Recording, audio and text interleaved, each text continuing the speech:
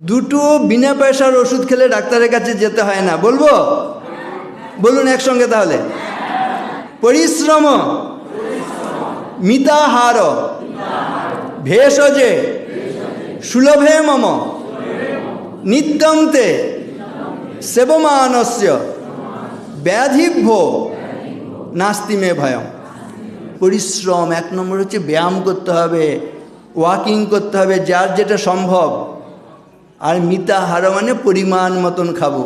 জিভ দিয়ে দুটো কাজ করি, কথা বলি আর খাবার খাই। যে বেশি কথা বলে আর যে বেশি খাবার খায় সে আত্মঘাতী কাজ করে।